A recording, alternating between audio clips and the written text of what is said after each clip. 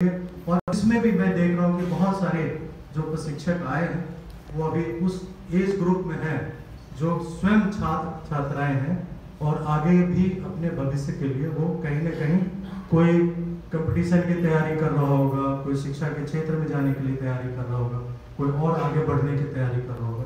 ये आपके जीवन में भी आपको काम आएगी। छोटी सी कहानी है, आप सब ने ये देखा होगा जब गणेश उत्सव होता है महाराष्ट्र में, तो गणेश उत्सव के समय में दही हांडी का एक फंक्शन होता है। कुछ लोगों ने उसको वीडियो पे देखा होगा। आजकल तो सबके हाथों में मोबाइल है और सब लोग यूट्यूब देखते रहते हैं, नेट पे कनेक्टेड रहते हैं सब। जिसने नहीं देखा होगा वो देख लीजिएगा कि जो दही हांडी का फंक्शन होता है वो कैसा होता है। तो एक बार मैं चाहता हूँ कि पहले आप अपने मन में कल्पना कर लीजिए दही हांडी का एक चित्र। तो क्या होता है, आप में से कोई बताएगा क्या क्या होता है उसमें? ऊपर एक दही की हांडी टंगी होती है, नीचे बच्चे एक पिरामिड बनाते हैं और पिरामिड बना करके उसको तोड़ने का प्रयास करते हैं। मैंने महाराष्ट्र में मुंबई में इसको देखा, तब मेरे मन में कई सवाल आए जो मैंने लोगों से वहां पूछा और जो उसका उत्तर उन्होंने दिया वो मैं आज आपको बताता हूँ। जब मैंने वहां देखा कि कई सारे जो सोसाइटीज हैं, जो फ्लैग्स बने हुए उनमें अलग अलग सोसाइटी है, लगभग सभी जगह ये फंक्शन होता है। हर सोसाइटी इस फंक्शन को आयोजित करती है। जैसे हम लोग होली का होली मिलन समारोह आयोजित करते हैं, इस तरह वो दही हांडी का फंक्शन आयोजित करते हैं। और उसमें जो दही की हांडी जितनी ऊंची होती है उस पर उतना ऊंचा पुरस्कार होता है, जो जितना नीचा होता है उस पर उतना कम पुरस्कार होता है। जो सबसे नीचा है उस पर 5,000 10,000 ऐसा पुरस्कार होता है। जो सबसे ऊंचा है किसी पे 1 लाख 2 लाख 10 लाख तक का पुरस्कार होता है। तो मैंने उनसे पूछा कि ऐसा क्यों है।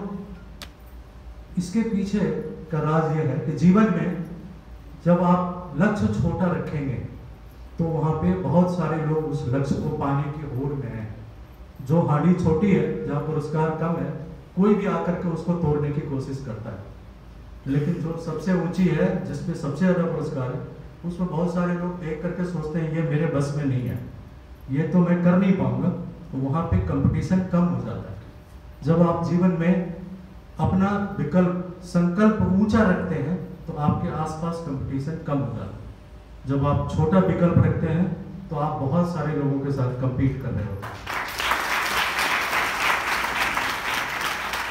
तो जब आप बहुत सारे लोगों के साथ कंपीट कर रहे होते हैं तो आपकी सफलता का प्रतिशत कम हो जाता है, क्योंकि पुरस्कार कम है, हर कोई उसे लेने को कोशिश कर रहा है। तो कोई एक लेके चला जाएगा, आपके हाथ कुछ नहीं आएगा।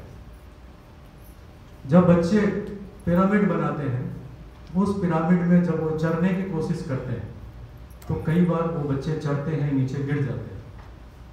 तो मैंने उनको सलाह दी कि आप लोग नीचे कोई मैट या गद्दा क्यों नहीं लगा देते हो, जिससे कि जो बच्चे गिरे उसे चोट न लगे। कई बार उसमें चोट भी लगती है बच्चों को।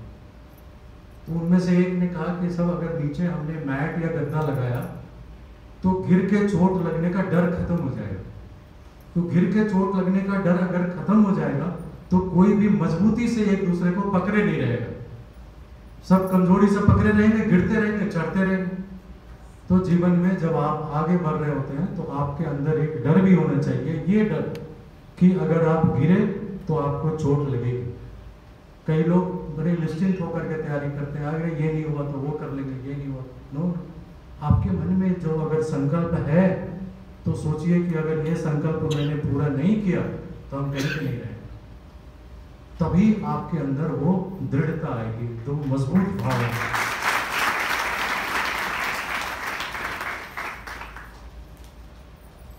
जब बच्चे ऊपर चढ़ते हैं ना तो गोपियां होती है आसपास, वो जो ऊपर चढ़ते हैं वो तो लड़के होते हैं और जो आसपास महिलाएं होती हैं जिनको गोपियां कहा जाता है, तो वो उनके ऊपर दही में पानी डाल करके फेंकती है, या कई जगहों पे पाइप से पानी डाला जाता है, उससे और फिसलन बढ़ जाती है।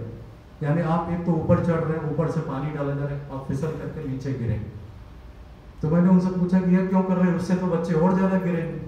एंड दे सेड कि the story lesson behind this is कि जब भी आप जीवन में चढ़ते रहते हैं, ऊपर जाते रहते हैं, तो आपको फिसलन भरे रास्ते बहुत मिलेंगे जो आपको आकर्षित करेंगे नीचे की ओर जाने के।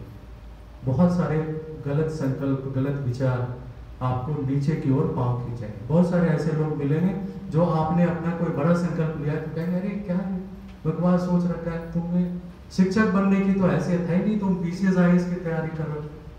डोंट लिसन टू देम, उनकी तरफ बिल्कुल मत सोचिए, वो आपके पैर खींच करके आपको गिराने वाले हैं। आप अपना ध्यान तो बिल्कुल अपने लक्ष्य पर केंद्रित रखिए। और ये हमेशा जीवन में होते आया है कि जब भी कोई आगे बढ़ता है तो उसके पांव खींचने वाले चारों तरफ से होते हैं। आप कोई नए नहीं है। कई सारे बच्चे आजकल उस संकल्प में घबरा जाते हैं, डिप्रेशन में आ जाते हैं, एंजाइटी में आ जाते हैं। आए दिन सुनने को मिलता है इंजीनियरिंग कॉलेज में, मेडिकल कॉलेज में कुछ बच्चों ने आत्महत्या कर ली। ये नहीं सोचते कि उनके माँ बाप पे क्या गुजरी होगी, माँ बाप किस तरह से पैसों को जोड़ जोड़ करके अपने बच्चों को मेडिकल या इंजीनियरिंग करने के लिए भेज रहे हैं।